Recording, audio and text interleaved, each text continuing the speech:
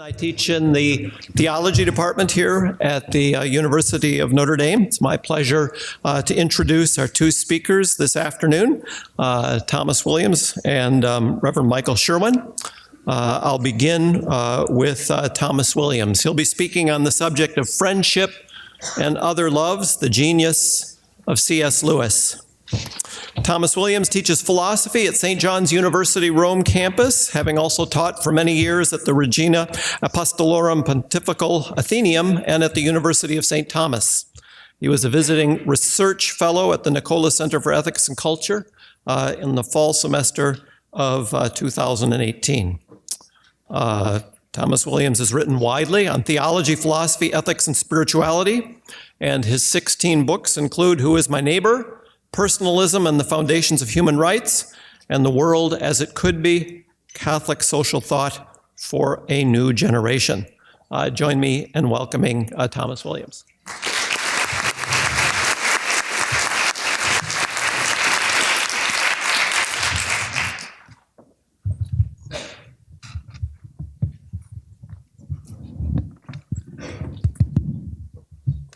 I promise I'm not going to sing. I'm just going to hold this close to my mouth so I can be sure that you hear me. This talk is really just a debt of gratitude, personal gratitude that I feel toward the person of C.S. Lewis.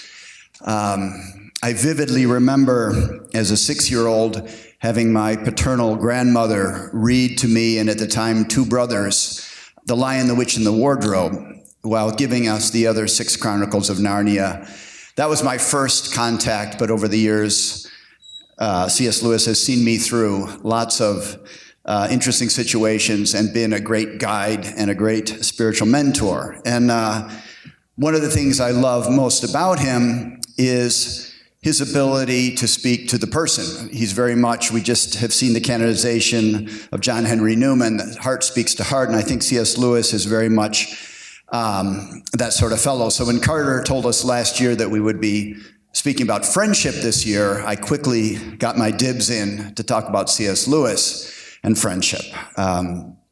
C.S. Lewis in 1958 was asked to give a series of lectures, and he decided to speak about love. And from that, the fruit of that is the book that we know now as The Four Loves, which came out in 1960, just 3 years before his death. And he thought it was going to be a very simple task. He looked at kind of a basic bipartite division of love, kind of following ancient models, kind of following, for example, Aquinas' amor concupiscentiae, amor amicitiae, the love of friendship, the love of desire. And he said, I'm just going to write this, and I'm going to talk about how great gift love is, because that's divine love, and that we need to learn to emulate God in giving of ourselves, making of ourselves a gift, and need love, that weak love that desires things that just make us better and more whole. We need to learn to wean ourselves off that to become more like God. And so he writes early on in this book, he said, I was looking forward to writing some fairly easy panegyrics on the first sort of love and disparagements of the second. And his plan was shattered as he started working on this series of talks, because he found that the more he thought about this and investigated this, the more it didn't fit in with his understanding of his own relationship with God and his own relationship with other people. And he came to a series of conclusions. I'm just taking a couple isolated citations here that we can help to string together. He said, every Christian would agree that a man's spiritual health is exactly proportional to his love for God. But man's love for God, from the very nature of the case, must always be very largely, and must often be entirely, a need love. And he started thinking to himself, how is it that this love that is most like God, this gift love, is the love that it's most impossible for us to profess or attain in our relationship with God?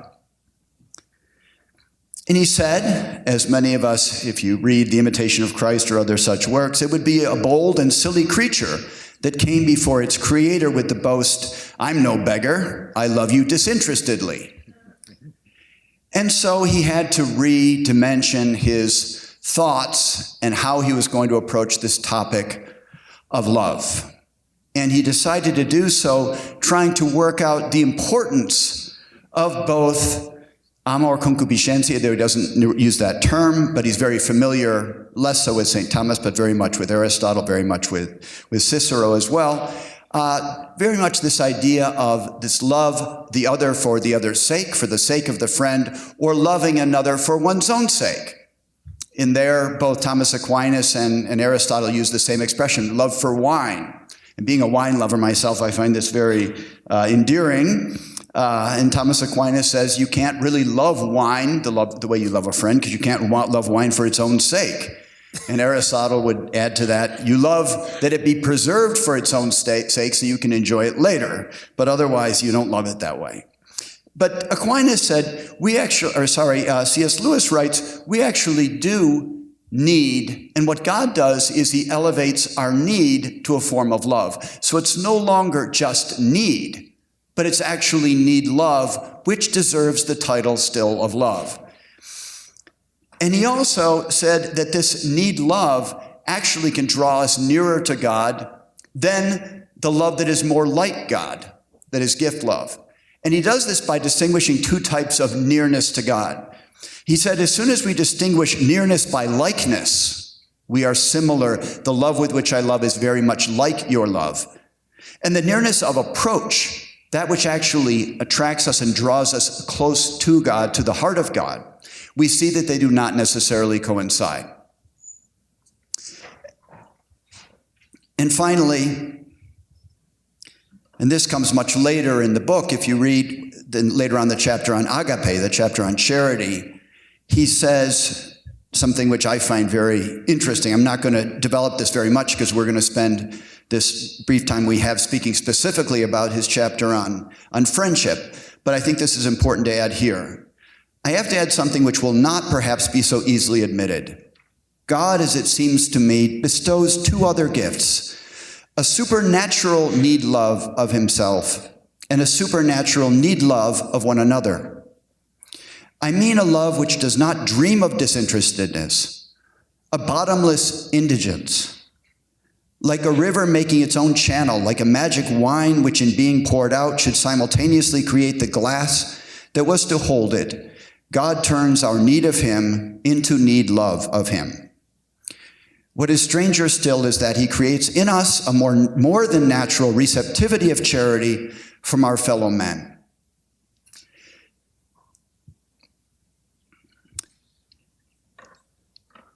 C.S. Lewis draws on the tradition of Greek philosophy in his four-part division, the idea of storge, or love of affection, philia, love that is friendship, eros, the love which is desire or romantic love, and agape, which is specifically divine love, Christian love, a love like the love of Jesus, and a participation in that divine love.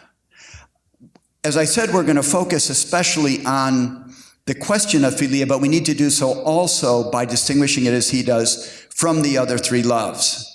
The love of affection, he says, is the most natural and the most spontaneous, and it comes through familiarity. And as I was saying earlier, one of the things I love most about C.S. Lewis, he is so approachable. So when you read his description of the growth of affection through familiarity, you get images in your own head that sprout from the images that he uses from his own life. And I picture going to the same coffee bars in Rome, and you see the same people, and you have the same neighbors and the same things that are all very dear to you because they are familiar. And people, and he even talks about some of the people we don't even particularly like, and yet we feel affection for them because they are a part of our life without which our life would not be the same. So this affection, he says, is that which makes us most like the earth, most like even the animals. Animals, he said, experience this sort of affection for that which is familiar. Eros, he says, is also natural and necessary.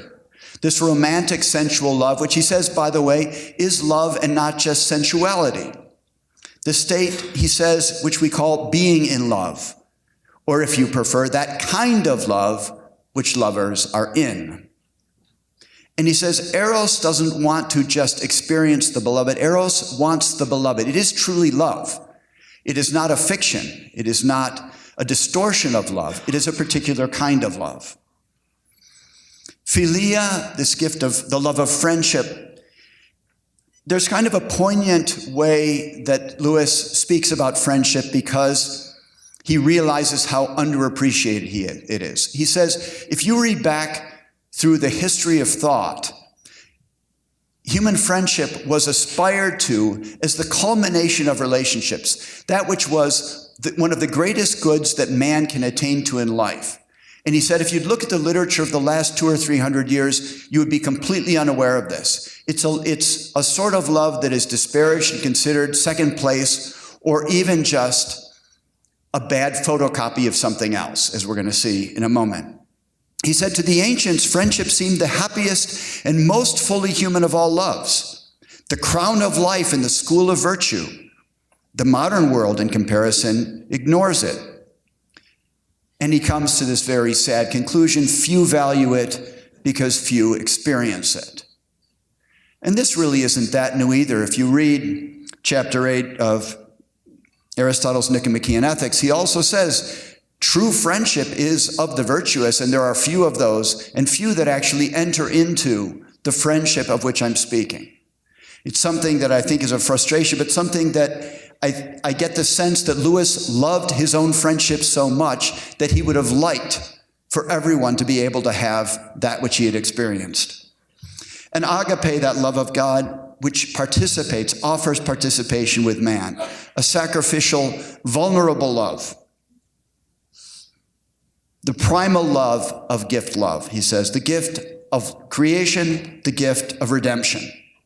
He communicates to men a share of his own gift love. So what is this friendship? Where does it originate? C.S. Lewis, as a great observer of the human condition, draws a lot from his own life, and that is a strength, it's also a weakness. When he starts describing friendships between women, for example, he finds himself at a loss. He says, I don't know what they talk about. He talks about his own experience because it's something that he can look back on, he can draw from. He says, I'm sure they have something similar, I just don't know what it is.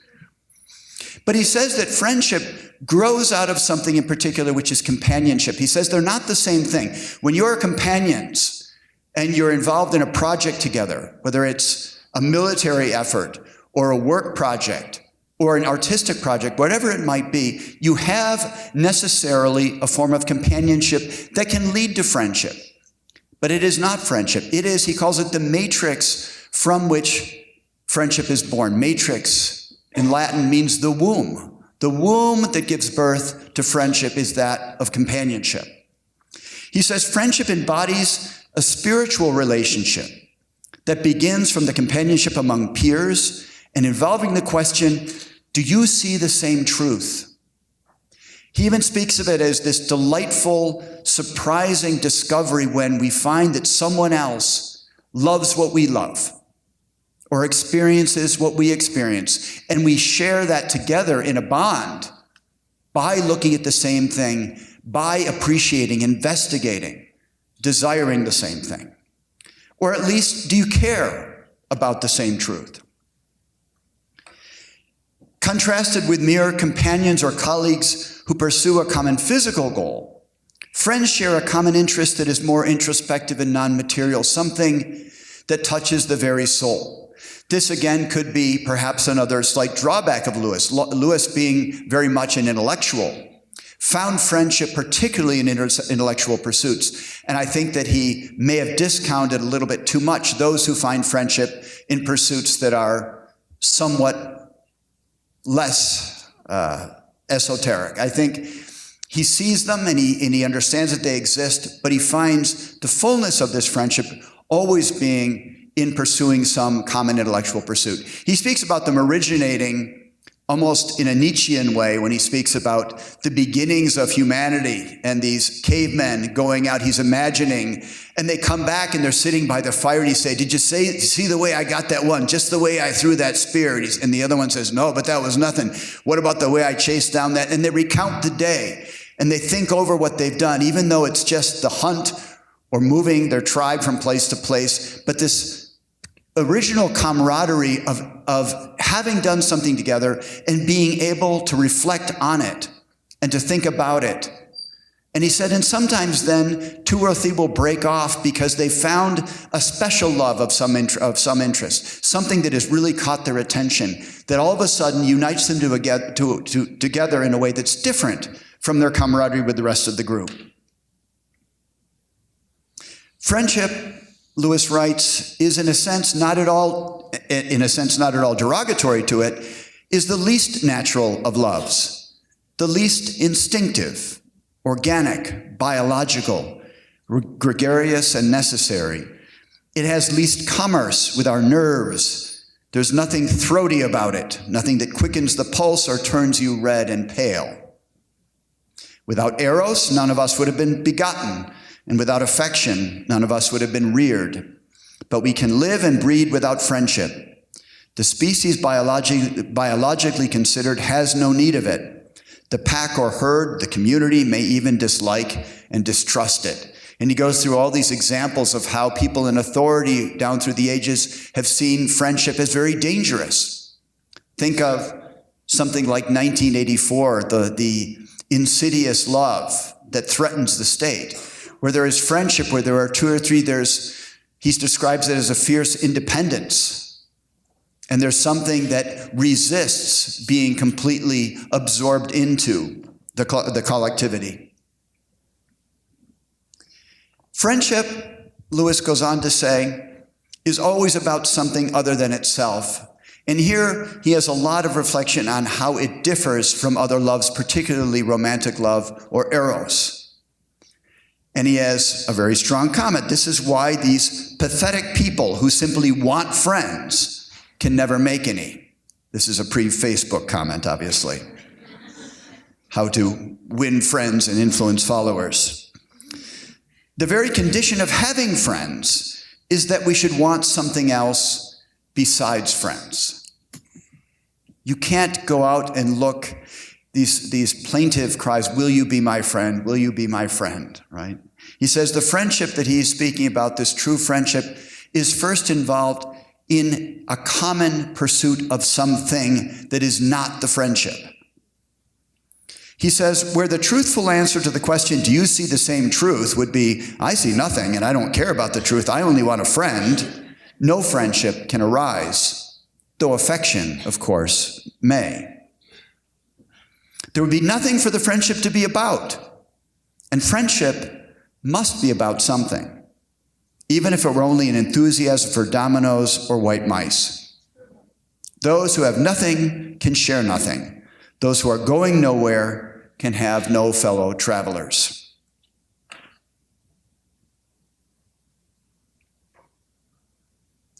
So he contrasts friendship with eros in a way by speaking of posture.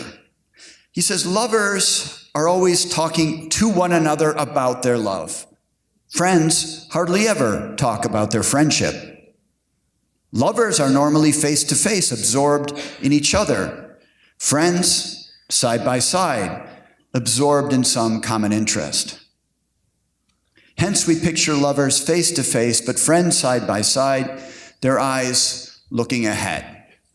We had this description earlier in two different forms in looking at and appreciating art. There are those who actually can bond and form friendships over that, or they're simply all looking in the same direction while elbowing people out of the way to get closer to the image. True friendship, Lewis says, is the least jealous of loves, and this is a further contrast with eros, which he says is necessarily and jealously about two. Two friends delight to be joined by a third, and three by a fourth, if only the newcomer is qualified to become a new friend.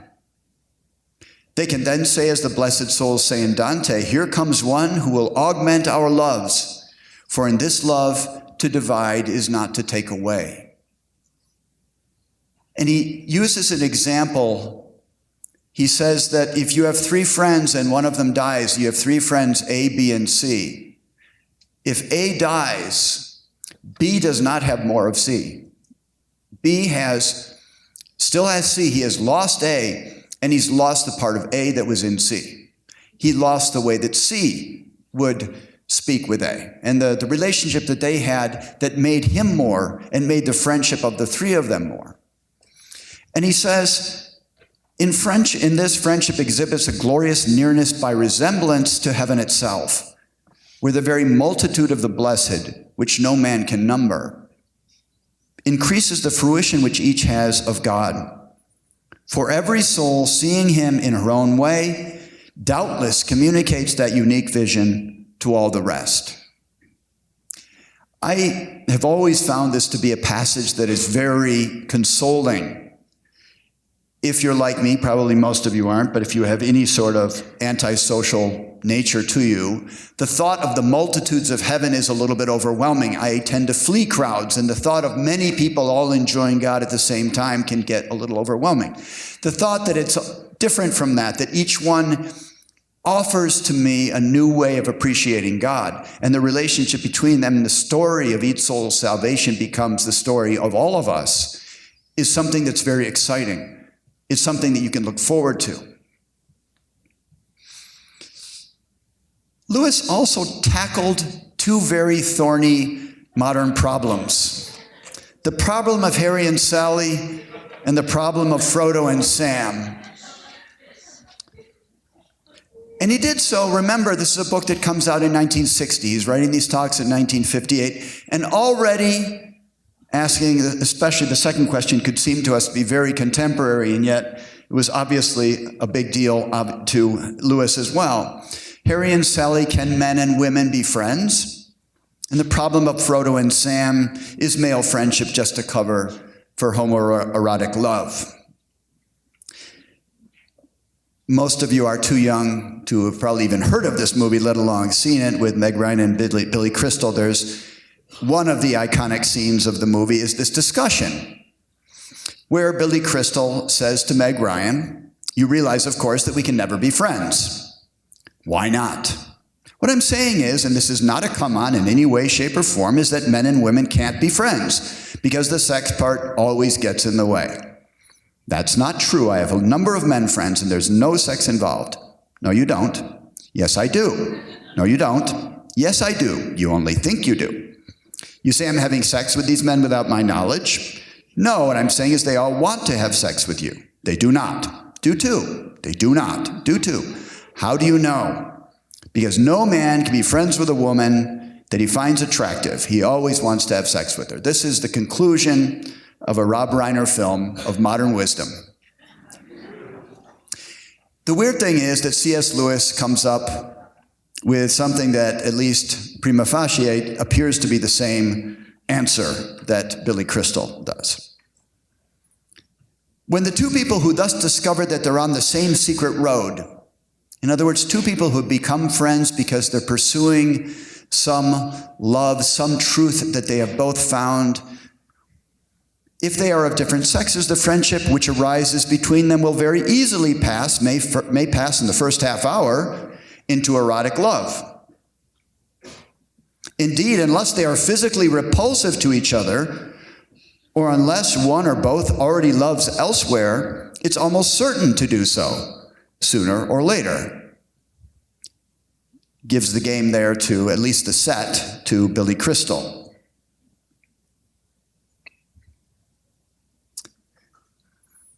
But later on in the book, he makes a concession. He is speaking from a world in which men and women, this is again, thinking first in 1958, don't work too much together. They don't have a lot of camaraderie because they are not doing the same sort of things. They don't have a lot to talk about. They don't have similar pursuits and similar truths that they're exploring. Even in those days, still in 1958, a small-ish percentage of women were getting college educations. It was a very different thing. In fact, some of his descriptions of conversations between men and women and how this worked at dinner parties seems almost derogatory toward women. He says the women always want to talk in a narrative way. Men will try to engage in a discussion of some subject, and the women will say, no, we don't want to talk about a subject. And it sounds as if this is something that is displeasing to him. But he makes this reflection later on. He says, in most societies, at most periods, friendships will be between men and men or between women and women. For they will seldom have had with each other the companionship and common activities which is the matrix of friendship. Where men are educated and women not, where one sex works and the other is idle, or where they do totally different work, they will usually have nothing to be friends about. But we can easily see, he opens the door, that it is this lack, rather than anything in their natures, which excludes friendship. For where they can be companions, they can also be friends. And in fact, C.S. Lewis himself was undoubtedly thinking of the example of his own life in the prior comment. He met the American writer Joy Davidman just 7 years before, or 6 years before, and they initially became friends over their love for literature, and only later fell in love and were married. And later, this text that follows this does not follow on that. It's just something that obviously is his own reflection about his own love and his marriage. Suppose you are fortunate enough to have fallen in love with and married your friend. And now suppose it's possible that you are offered the choice of two futures. Either you two will cease to be lovers, but remain forever joint seekers of the same God, the same beauty, the same truth. Or else, losing all that, you will retain as long as you live the raptures and ardors, all the wonders and the wild desire of Eros. Choose which you please. Which should we choose? And obviously the answer to C.S. Lewis, there was no contest, that it was the friendship which originated, and for him the friendship which was by far and away the greater of the gifts. The other question, can two men be just friends, seems almost like a ridiculous question. And yet, it's not. Love between men, friendship between men, is often assumed to be some repressed or sublimated form of homoerotic love. I have to include this. C.S. Lewis, when he's talking about it, actually points back to Romanticism and how Romanticism emphasized emotion to the extent that it started diminishing its appreciation for the possibility of friendship, and especially of friendship based on reason. But Sigmund Freud definitely made a very, very strong contribution to the way that moderns think about male friendship. Sigmund Freud described friendship as one of the bonds that arise from sexual impulses when their attainment of a directly sexual goal is inhibited.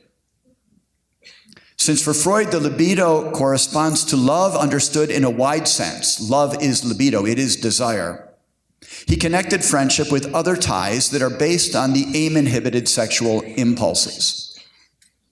Yet, as Freud wrote, these aim-inhibited drives can also be transformed back in the opposite direction, to revert to the directly sexual form from which they have originated.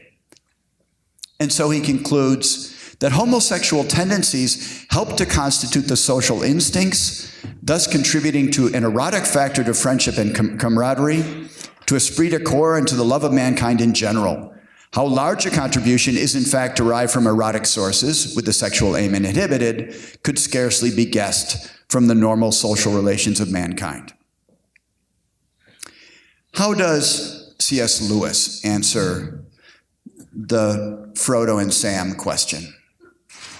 And I only call it that because years ago, and I haven't been able to find, I tried to discover the source of this statement. I believe it to be true, that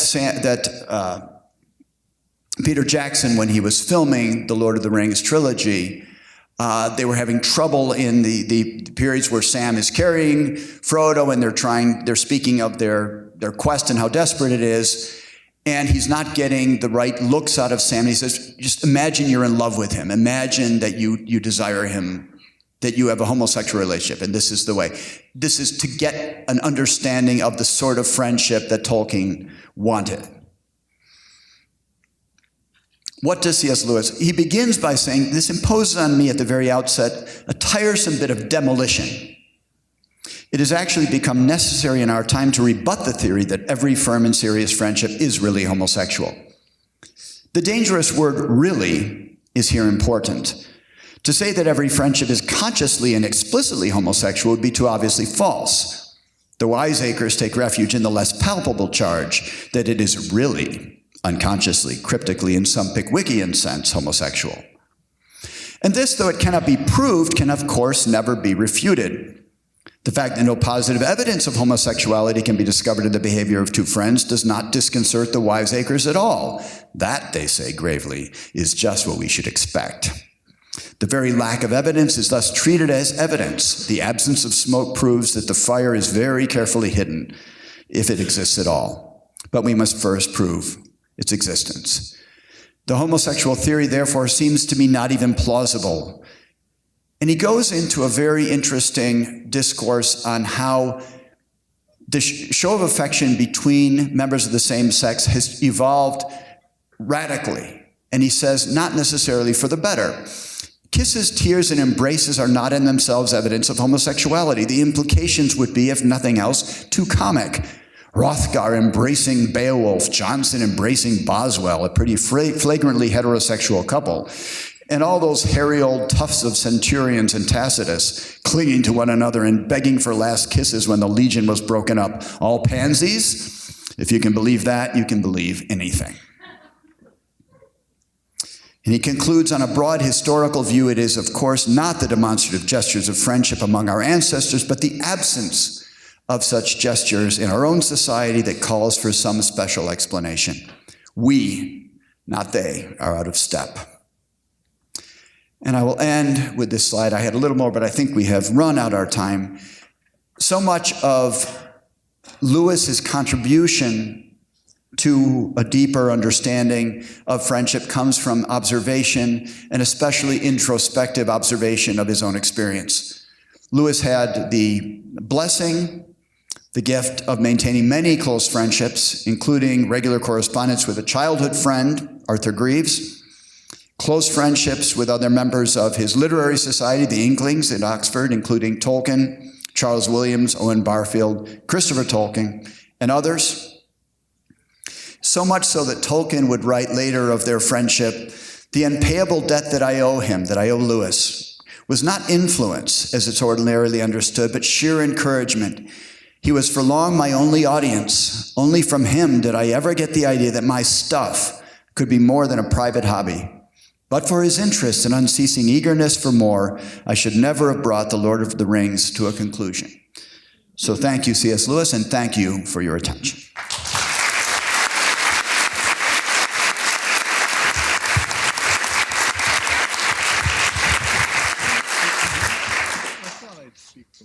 Okay, but I have to see if I get it.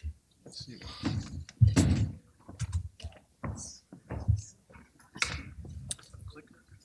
Yes, there it is. Our second speaker this afternoon, I think, is well known to most of us here, Father Michael Sherwin, who's currently a professor of moral theology at the University of Fribourg in Switzerland. He told me leading up to the session this afternoon, I think he's been here for nearly all of the conferences starting 20 years ago. So he's certainly very, very much at home here. He studied and received his MA and PhD from the University of Notre Dame. And he told me he just had a book come out. It's available on Kindle on love and virtue. So please join me in welcoming Father Michael Sherwin.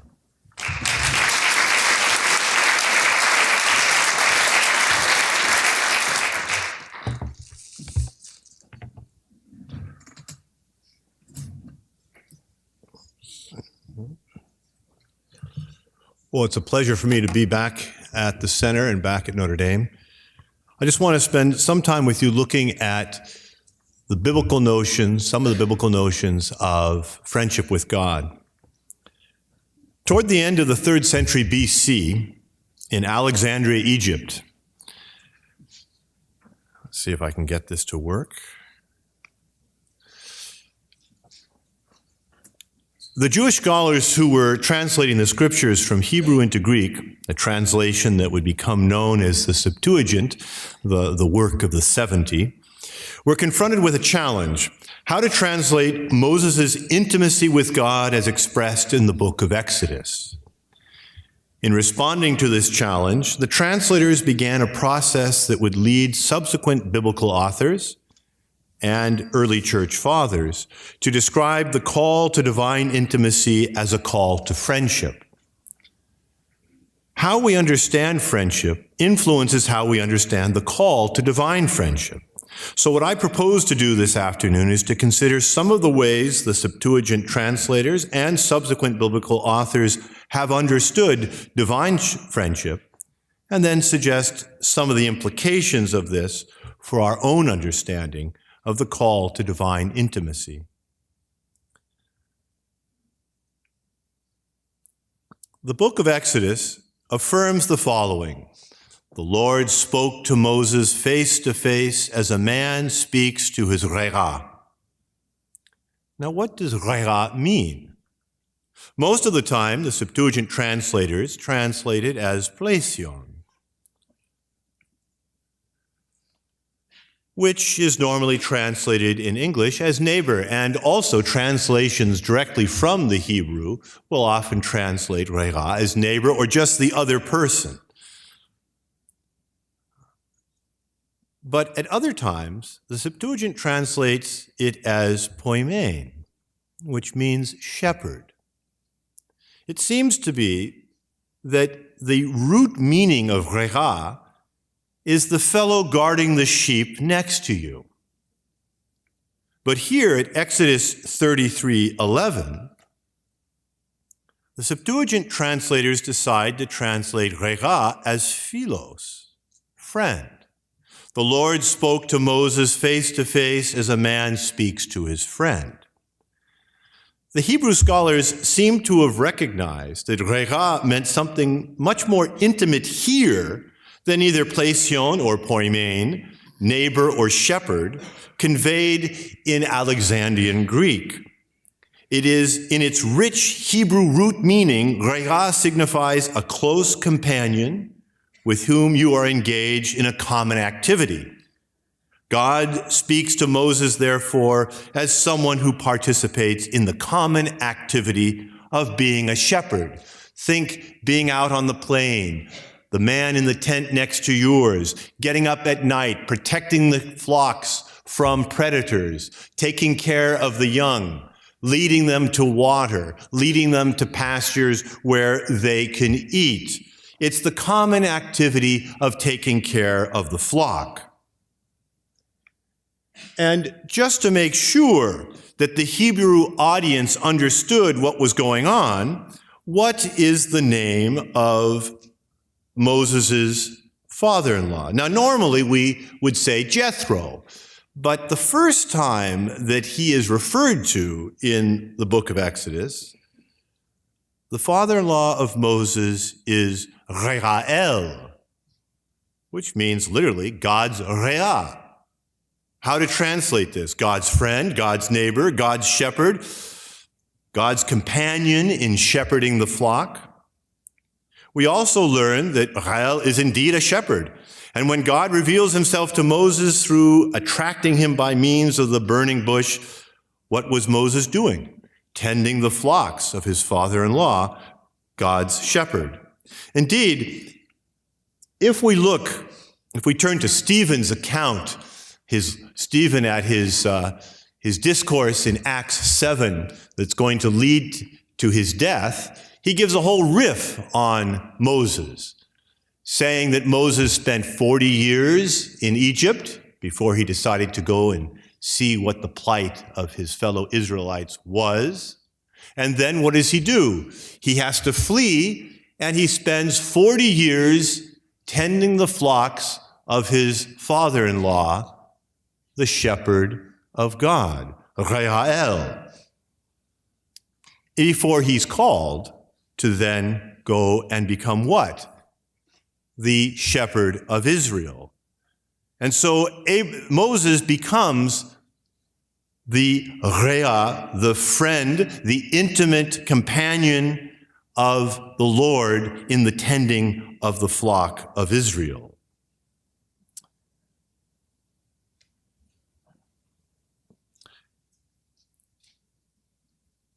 Now, although native speakers would have understood this unique, native Hebrew speakers would have understood the unique intimacy that Moses enjoyed with God as God's Rea, the Greek-speaking Jews and God-fearers of Alexandria would not, if Rea had merely been translated as neighbor or shepherd.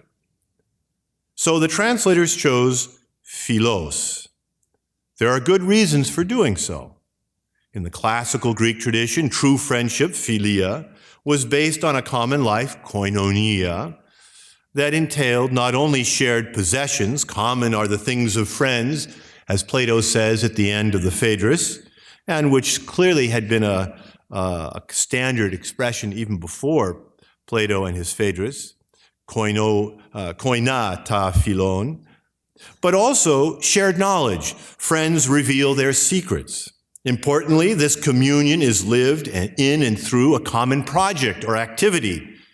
Moreover, friends enjoy a union of affections whereby they wish and do good for each other. So Aristotle, in the Rhetoric, when he defines the act of philein, the act of loving with friendship love, it's to will the good of the other. And also, they seek common goals together. In this, they also enjoy parrhesia, candor, freedom of speech. Friends can tell each other what they really think. When we look at Moses' rough and tumble relationship with God, all of this seems to apply. There are, however, problems with characterizing Moses' relationship with God as a philia. Greek friendship implied equality, even if this equality was not absolute. Aristotle talks of a relative equality, as between citizens and their elected leaders. But what equality, even relative, is there between God and Moses? God is the creator of all things, while Moses is dust and ashes. Aristotle, for example, famously affirms in Book 8 of the Nicomachean Ethics that the distance between God and humans is too great for there to be a communion of life, koinonia, between them, and thus friendship, philia, between God and humans is impossible. Related to this is the failure of philia on its own to convey the aspect of apprenticeship that clearly exists between Moses and God. The Lord teaches Moses how to shepherd his people. Moses isn't a slave. He is not simply a passive servant who obeys his boss's commands. He is a true apprentice, learning the trade of being a shepherd, a leader of God's people. Neither, however, is he God's bosom buddy. It's a relation of respect between the master of the trade and the student of it. This is where things get interesting. The Greek Old Testament also contains books that were written in Greek, in other words, books that were not translations from the Hebrew. And there are passages in these Greek books that both attempt to overcome the limitations of describing divine intimacy as a philia, but also to enlarge the scope of divine intimacy. It's not just Moses who is called to this intimacy. It is all people in every generation. The books attempt to explain that by God's initiative, a koinonia, a communion of life, becomes possible. Moreover, it is a koinonia that entails an apprenticeship in a common activity.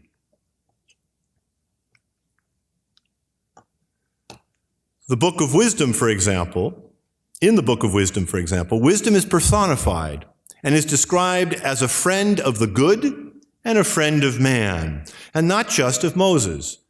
Philagathos and philanthropos. And the book explains that in every generation, In every generation, wisdom, where am I? I've lost my place here. I can just read it off the thing. Passes into holy souls from age to age. Wisdom produces friends of God and prophets. So not just Moses and not just one generation in the past, but every generation, holy souls become friends of God. The biblical author then affirms the dependence of divine friendship on paideia, which means a disciplined instruction. So it is not just any form of friendship, but the friendship between expert and apprentice. Those who obtain wisdom, he explains, obtain friendship with God,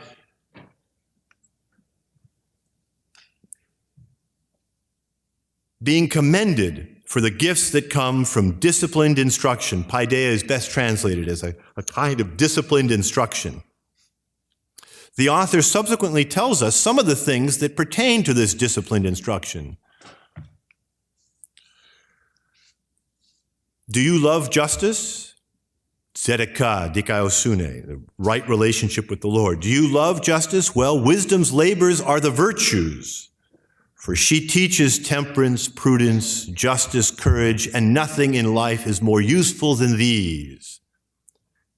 And the fruit of wisdom? Nothing short of immortality and virtuous delight. Immortality resides in kinship with wisdom, while friendship with her brings pure delight. When we turn to the New Testament, some other interesting things emerge. First, Christ is described by his enemies as a friend of tax collectors and sinners.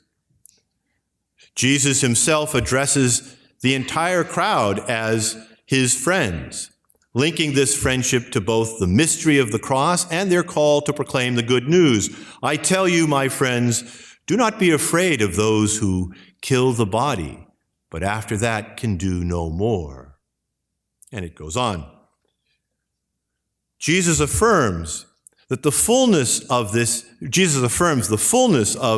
evangelical friendship in the Gospel of John. I no longer call you servants, because a servant does not know what his master is doing. I have called you friends because I have told you everything I have heard from my Father. This is a wonderful passage that employs a feature of the classical understanding of friendship, that friends reveal their secrets to each other, to explain an aspect of discipleship in Christ. Jesus shares with his disciples what he has received from his Father. It is important, however, to read this passage in its full context. Jesus is both revealing the mystery of the Trinity, the mystery of the missions of the Son and Spirit into the world, but also the disciples' call to participate in this evangelical mission by loving others as Jesus has loved them. This is my commandment: love one another as I love you. No one has greater love than this, to lay down one's life for one's friends. You are my friends if you do what I command you. For John, the vocation of the disciples is to share the same fate as Jesus, to proclaim the good news of God's love to the world. For God so loved the world that he gave his only Son, so that everyone who believes in him might not perish but might have eternal life. But also, by proclaiming this good news, to be hated by the world. If the world hates you, realize that it hated me first. If you belonged to the world would love its own. But because you do not belong to the world, and I have chosen you out of the world hates you. Remember the word I spoke to you. No servant is greater than his master. If they persecuted me, they will also persecute you. So John's gospel describes friendship. Excuse me, I don't know what this is about. So John's gospel describes friendship with Christ in ways that echo the portrayal of it in the book of wisdom. It is a friendship between master and disciple, or apprentice, that entails a disciplined instruction whereby the disciple participates in the activities of the master. I am the true vine, and my Father is the vine grower. He takes away every branch in me that does not bear fruit, and every one that does he prunes so that it may bear more fruit. I am the vine, you are the branches. Whoever remains in me and I in him will bear much fruit, because without me you can do nothing. It was not you who chose me, but I who chose you and appointed you to go and bear fruit that will remain. But perhaps nowhere does Jesus associate himself with the Hebrew notion of divine intimacy as in his exchange with Peter by the lakeside after the resurrection. Jesus 3 times asks Peter, "Do you love me?" The first thing to notice is Jesus' method of correction, the charcoal fire. A charcoal fire is mentioned only twice. In the courtyard of Caiaphas, it's the courtyard of Annas, the high priest, and here at the resurrection on the lakeside with Jesus asking these 3 questions. So he doesn't condemn Peter, he doesn't criticize Peter, but he brings Peter back to the wounds of his denial to offer him the occasion to correct them. The master teaching the apprentice. And then what does he say? Do you love me? Much has been written about this because of the way in which it is written in the Greek. Jesus asks 3 times with the common Greek verb agapan, from which we get the word agape, which is used to translate the common Hebrew word ahav, which is used for almost every form of love in the Old Testament. So 2 of these times Jesus uses agapan to ask, do you love me? But Peter each time responds with philein, with the love proper to friendship. Do you love me? Yes, I love you. It's only at the 3rd time that Jesus responds, or Jesus asks the question, do you love me, using the verb proper to friendship. Now, much has been written about this. Some say that there is no significance in the change of the Greek words. St. Augustine holds this view. But what if this passage harkens back to the very first time that philia is employed in reference to God, to the Lord talking to Moses as to his re'ah, his intimate shepherd companion? Then the exchange has new significance, because what Jesus says each time after Peter affirms his friendship love is, feed my lambs, tend my sheep, feed my sheep. So perhaps Jesus is pushing to see whether Peter can be that intimate friend in the biblical sense of friendship with God, which is to participate in the vocation, the mission of the shepherd, to participate in the son's vocation to be the shepherd of Israel. And notice too, that no sooner has Jesus called Peter to participate in this ministry of being the shepherd, that he links it to the cross. Amen, amen, I say to you, when you were young, you girded yourself and walked where you would. But when you are old, you will stretch out your hands, and another will gird you and carry you where you would not wish to go. From this biblical perspective, therefore, friendship with God entails a divine intimacy by which we both participate in God's divine life and in his saving activity, and we do this through an apprenticeship that also entails participating in the mystery of Christ's cross. Now, the youngest book in the New Testament, the last one to be written, the second letter of Peter, describes this divine intimacy and its relationship to the moral life in very explicit and technical terms. The Lord, quote, has bestowed on us the precious and very great promises, so that through them you may come to share in the divine nature, koinonoi, to be koinonoi of the theos phuseos, so to participate in the divine nature. After escaping the corruption that is in this world because of evil desire. And then he goes on to list the consequences of this participation, a specific type of life of virtue. For this very reason, make every effort to supplement your faith with virtue, one of the very rare places in the New Testament where the Greek technical word for virtue, arete, is used. To supplement your faith with virtue, virtue with knowledge, knowledge with self-mastery, enkrateia, self-mastery with perseverance, perseverance with devotion, devotion with mutual affection, which is philanthropia, Philadelphia, so brotherly love, Philadelphia, Philophia with love, agape. And so the early church fathers saw this very clearly, a list of Christian virtues that are the virtues of apprenticeship. Look at what they are. They begin with faith, that loving trust in God. But then with faith comes knowledge, but then knowledge is not enough, self-mastery. And then not just for a day, but for a life, perseverance. And then devotion, which is acts worthy of your relationship with God.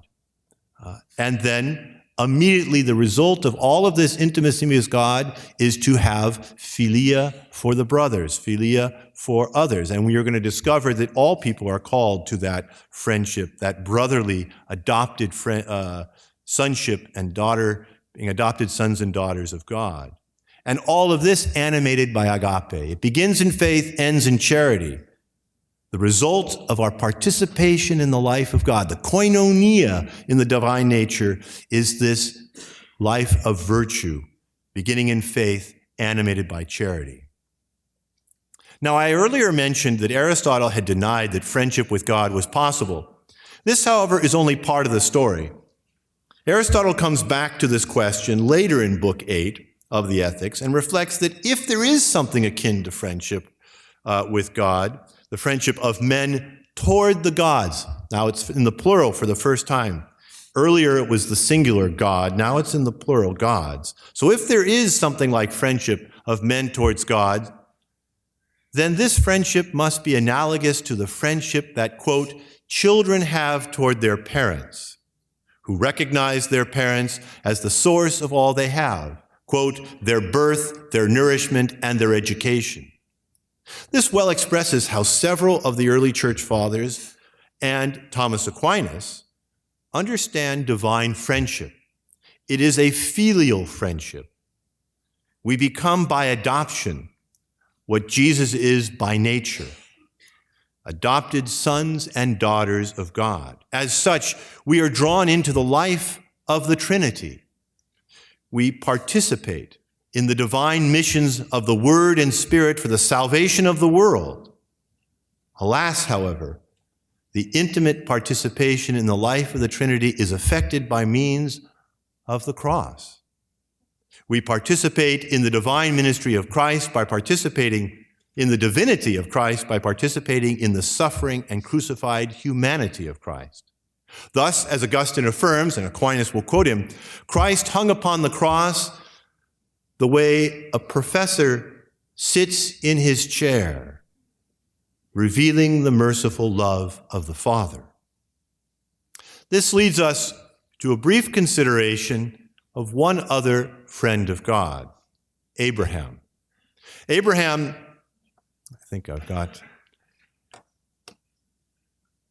Abraham is the only person in the entire Scriptures who actually explicitly bears the title friend of God, philos theou. It occurs in the letter of James. Abraham believed God, and it was accounted to him as justice, and he was called the friend of God. Why is this important? Because Abraham was just and a friend of God without the law, indeed, way before the law. Why? Because he believed. But what did he believe? in the mystery of Christ and his cross, the mystery that leads from death to resurrection. This is why Jesus can say, Abraham rejoiced to see my day. He saw it and was glad. John 8:56. Now, it would take us too much time to study the mystery of Isaac's sacrifice and how Abraham saw the Lord. Indeed, how Abraham saw the whole mystery of the Trinity on that mountain. I wish only to underline, in conclusion, that many of the early church fathers of the church, recognized in Abraham the summit of divine friendship. He was painfully initiated into the mystery of the Father's love for his Son. One of the things that's not often recognized, the very first time that the common Hebrew word for love is used in the Old Testament is ahav. In this context, the Lord says, take your beloved Son and go to a mountain and sacrifice him on the mountain that I will show you. And the very first time that the Greek equivalent of that verb is used in the New Testament is once again God at the baptism of Jesus. Behold, my beloved Son.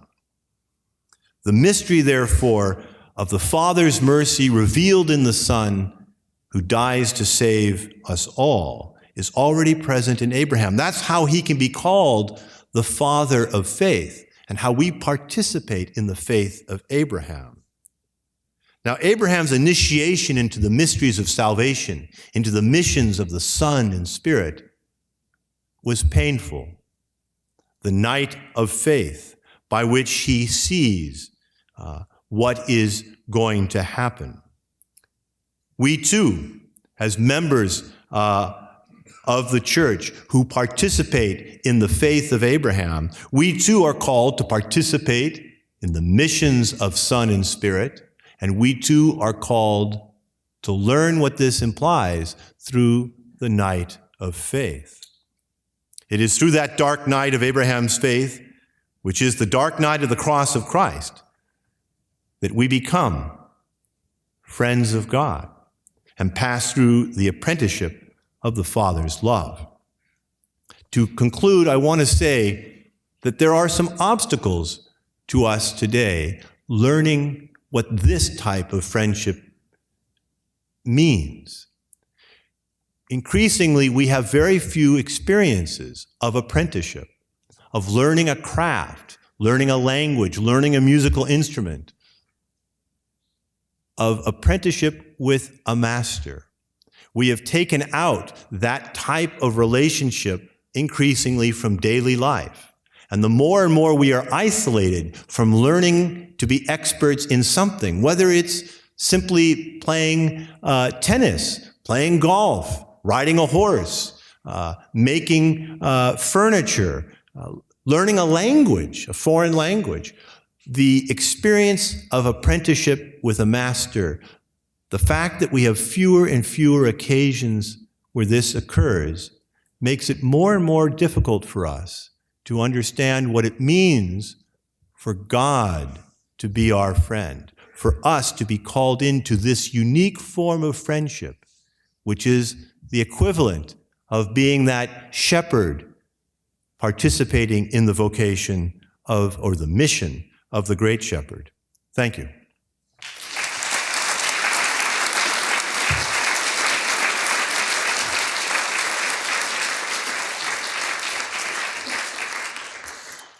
I want to thank both of our speakers. We certainly had two very excellent presentations on the subject of our session, the intimacy of friendship, human and divine. We have a few minutes left for questions. I was instructed before this session began that if you do want to ask a question, please come down and speak into one of the microphones. Are there people who would like to ask questions? Hi, my name is Father Javier del Castillo in Opus Dei. I want to ask a question to Father Michael. Well, first I want to thank you for your presentation and also for Thomas's presentation. you talked to us about Peter's friendship with Christ. I couldn't but also think of the beloved disciple, John, and his friendship with Christ in a very particular way because of the closeness and the intimacy that he enjoyed with Christ. Also, I couldn't but think of his introduction to his first letter, where he talks about being a witness of the incarnation of Christ. We everything that we have seen, touched, the word of life, and this we announce to you so that you may have fellowship with us, koinonia. What can you say about the going forward in an age where we don't have many friends, that the way that God seems, or the Holy Spirit seems to have wanted us to become friends of God is through being introduced to God by a witness or somebody who is intimate with God first. So evangelization through friendship and the particular intimacy that John had with Jesus, if you can comment on that. Yeah, well, I think I hear two questions. The way in which the beloved disciple functions in John's gospel is really interesting and above my pay grade. I mean, it's everything in John's gospel has several levels of meaning. And everyone in the gospel seems to have their own biography and then symbolize something else. So Mary Magdalene symbolizes herself, but also the bride in the Song of Songs. She clearly plays that role throughout the gospel. And the beloved disciple has a similar, without ever being named John, he plays the role of John, the disciple, but also he's kind of an everyman. So there's a way in which we're to see ourselves in the beloved disciple. But I think your other question, I really do think we face the challenge, and I think this is where the four loves, these two talks, I think dovetail well, is that whatever we can do to promote people discovering goods that they love in common, whereby they learn to love these goods shoulder to shoulder, is all for the good to help us understand what it's like to be in this unique intimacy with God. God isn't simply a fixer, although I think he allows us to begin like that. Children, are perfectly legitimately desire their mother's milk, but they grow in the relationship with their parents. So too, I think the Lord allows many other things to occur in a relationship with him, but the goal is to grow into a kind of apprenticeship that is a real friendship, but it's a friendship that we have to learn what it means. And if we don't have a lot of experience of that type of mentoring in this world, it makes it much more difficult to understand how to be in that relationship with God. So anything we can do to renew those type of relationships in life is all for the good. And if you read enough biographies and memoirs, you see a lot of very important people who have served this country and served the church and served the world attribute a lot of what's good in their lives to finding people who were their mentors. That's true. Yeah. Thank you. Jamie Maros, graduate student at Notre Dame. My question's for Father Sherwin. I'm thinking back to your reference to the Book of Wisdom, chapter 7, verse 27, 28, where you're saying that wisdom produces the friends of God and prophets. Do you think that there's a meaningful difference between these two categories, or do you think that they just exemplify two different sides to a single identity? That's a great question. I know that some of the fathers will try to understand this in different ways. I'm tempted to think that it's a reduplication. It's another way of describing the same reality. But I guess the easiest answer is I don't know. But yeah, it's very interesting that there's the two things, that there's the intimacy with God and then the call to prophecy. to speak. And of course, what does he mean by prophet there? But the wisdom books are absolutely fascinating, and they prepare for the coming of Jesus in a very, very explicit way. And I think that's one of the reasons why they're excluded from the Jewish canon later. It causes the Jewish community a lot of difficulty not to see Christ. I mean, if you look at Philo, one of the reasons Philo becomes a problem for the Jewish community is that he doesn't know about Jesus, but he's saying things in his reading of the Greek scriptures that are basically very much preparing for something like Jesus. And that's why he becomes a proto-Christian father and has been, until recently, rather excluded from studies. So the books, the sapiential books are just absolutely fascinating. It's also fascinating to see the way the early church fathers read them. Yeah. And I should add, it's a very exciting time because I guess Gary could answer this better than I, but there's an exciting time in the new edition of the Hebrew scripture. There's the new edition, the Quinta. And what this edition is doing is taking very seriously the Septuagint traditions, the Bible of Alexandria traditions, which when the first critical editions of the Masoretic text by scholars was undertaken, this was not the case. And it's a very exciting time. If people want to go on to do scriptural studies, doing Septuagint studies it's a very, very unique moment to be doing that. Thank you. Hi, my name is John, and my question builds off of the last two, so I'm glad we're all kind of paying attention here. Really quickly, which definition of love is the beloved disciple translated from? And then secondly, the spirit of wisdom from the Book of Wisdom is often referred to as feminine, so I'm wondering if you could speak to that a bit. Yeah, that's very interesting. The beloved disciple is used through the word, a form of agape. So it's not through philia, it's agape. One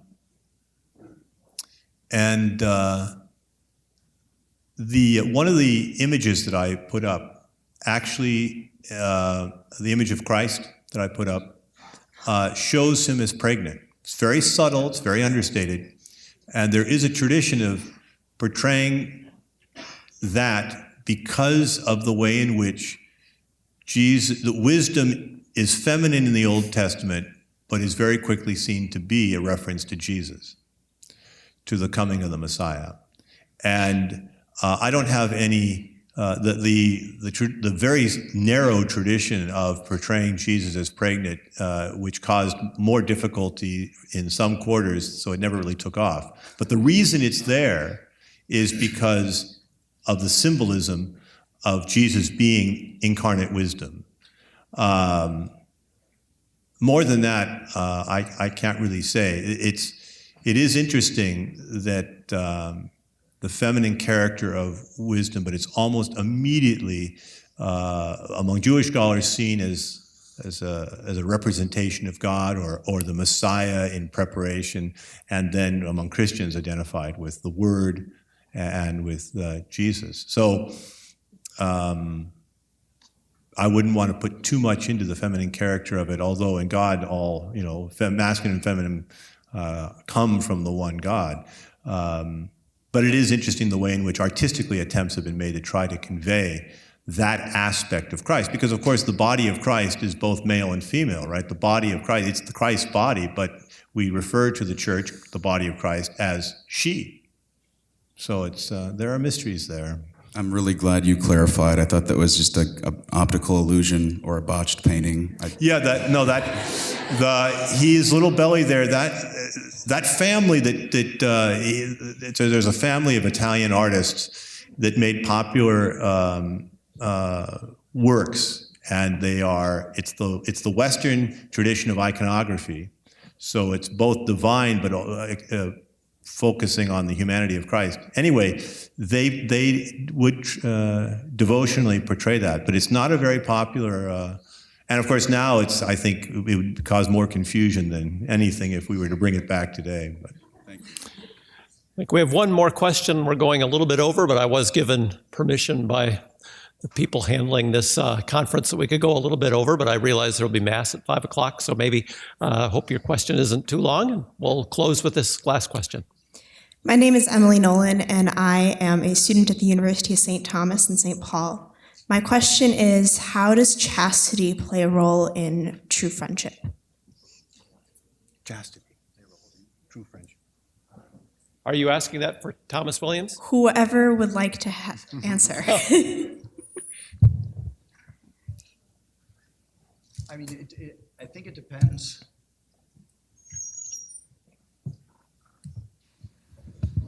I mean, chastity as a virtue plays a role in all human relationships. In married couples, in unmarried couples, in male friends, in mixed friends. It takes on different forms, but as a virtue of ordering one's sexual desires and actions, it's a virtue of the Christian life that it even takes place outside of relationships, just in human life.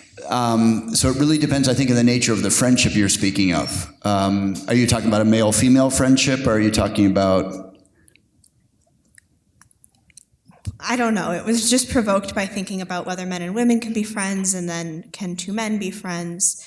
And I was just curious. I think, chastity is very misunderstood today, and I think that a reappreciation and a rehabilitation of the beauty of the virtue of chastity is very necessary. And I think that it really depends on a person, the way a relationship develops, the way it should develop, and what needs to be done to make sure that it stays ordered in the way that is pleasing to God. I think and that can be male. It can be any sort of friendship, right? I think to Lewis's point, where friendship being very different from eros in the sense that 3, 4 can be very good friends. In fact, if it's another friend, the friendship grows more. In that sort of friendship, you don't really... friendship where chastity becomes particularly necessary is a more exclusive friendship, right, between two people. But I think in those other situations where you have friends that are mutually supportive of one another and pursuing a common activity together, I think that it's much easier to be on that course. I don't know. Father? Yeah, this is hard to address. It's as if we live in a culture that wants to see everything in monochrome, and it's very hard, therefore, to explain to a monochrome world the joys of color. And so if you don't think there is color, and you're focused on the surfaces of things and just the monochrome, it's going to be very, very hard to help people see that there's something beautiful called color. And also, if you've never developed your palate, you may drink, I'm tempted to say white Zinfandel, but if you just want grape juice that has alcohol, well, yeah, drink white Zinfandel. But if you really want to have the experience of a fine wine and the bouquet of a fine wine and how that you have to develop your palate, and that's a learned experience, but it's worth the trouble. So developing chastity is worth the trouble because it opens up worlds of communion that would be impossible to you otherwise. Now, if you're not around people who experience the joy of this type of communion, you're going to be like living in a monochrome world. You won't know that there is something else.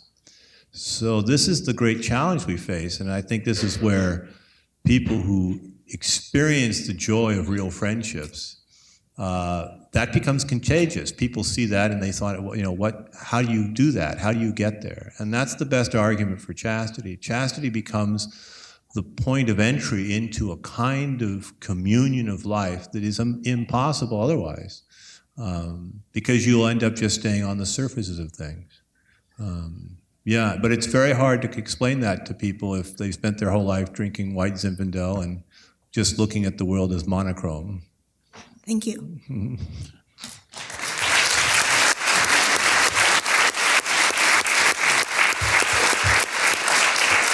Thank you very much. That concludes the session.